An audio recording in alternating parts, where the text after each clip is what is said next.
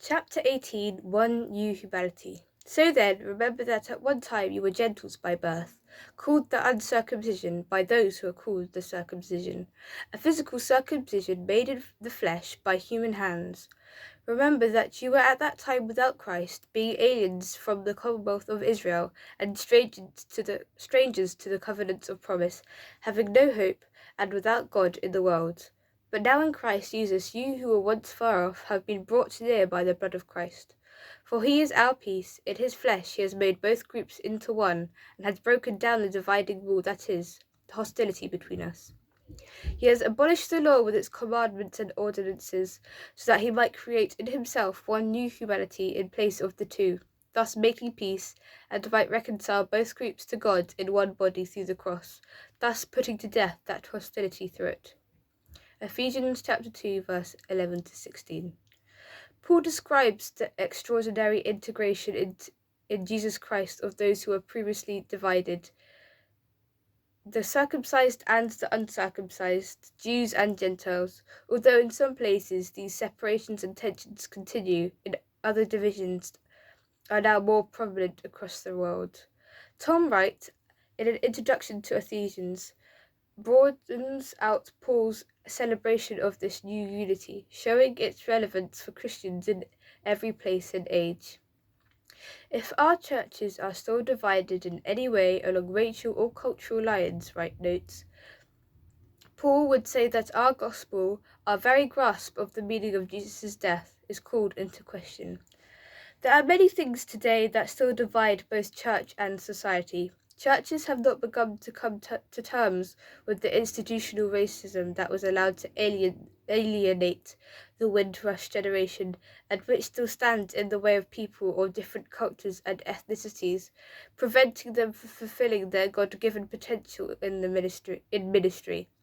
In society, people are disadvantaged in their access to education, healthcare, housing, and employment because of their cultural and ethnic differences. Higher numbers of black and ethnic minorities are either homeless or live in crowded, multi-generational housing are in insecure jobs. The global COVID-19 pandemic has also disproportionately hurt and killed these people from ethnic minority backgrounds.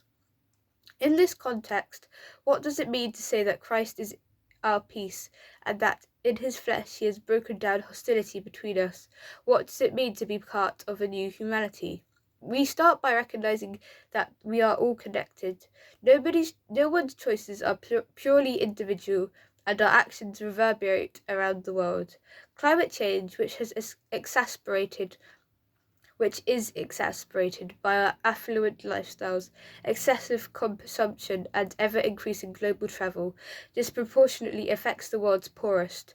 Global pandemics rip through overcrowded housing with poor sanitation, hurting those who cannot self-isolate or afford medical care. Although we may all be in the same ocean, some of us have better boats with which to weather the storm. Christ's death and resurrection, themselves crisis and kairos moments, herald different ways of belonging. Paul sees how these events bring about radical new integration of Jew and Gentile, and more broadly of those who were far off and those who were near.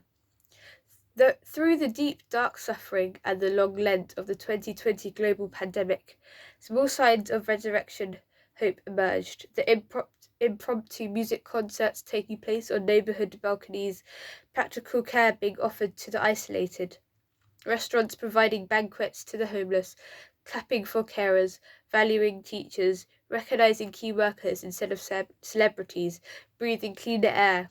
Eventually more shopping more carefully and wasting less food. If Christ is still our peace, and if his flesh still breaks down division and hostility, then there is an immediate task for Christians now, in response to this global crisis, to advocate for policies that put peace and health at the heart of decision making.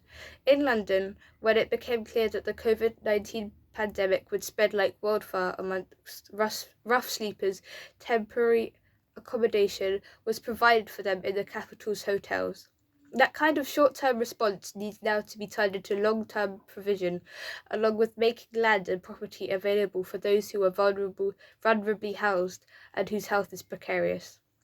When we belong together as one new humanity, there is no excuse for maintaining rules of exclusion. Open hearts need to equal open doors. For the Church to advocate for such change, it will also need to attend to its own transformation. Paul, Paul called the early Christian communities to become radical, inclusive missionary movements for people of every culture and ethnicity. They were not to be believers' clubs, and they were to put to death hostility between believers or different traditions. Clearly, we still have work to do. We have all been brought near through Christ. How do we enact this truth in church and advocate for this truth in the world? Action. Engage with a Christian charity that has global perspective via online or printed material. In prayer, ask God to use your imagination to help you empathize with the people they support. Be attentive to how God uses this engagement to help you consider how you might act now, perhaps through giving time or money, or through advocacy.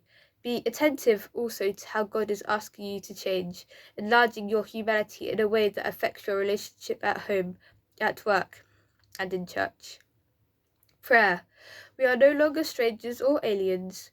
Through Christ you draw us close, and we have hope. Tear down the divisions that we tolerate in our churches and across the world, so that, as we find our home in you, strangers may become friends and hope may be shared.